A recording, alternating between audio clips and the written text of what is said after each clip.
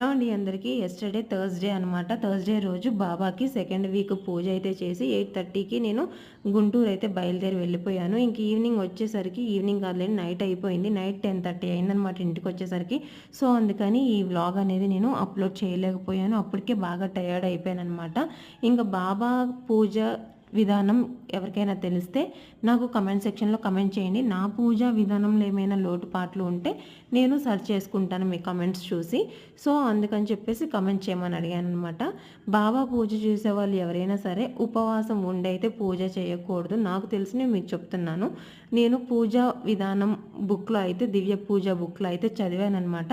బాబాకి తినే పూజ చేయాలి. ఉపవాసం చేసి పూజ చేస్తే ఫలితం ఉండదు.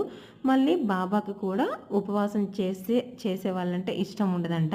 సో, అందుకని చెప్పేసి నేను మార్నింగ్ కార్న్‌ఫ్లెక్స్ తిని పూజ అయితే చేశాను. నాకైతే తిని పూజ చేసే అలవాటు లేదు. కానీ బాబా పూజ ఇలానే చేయాలంట.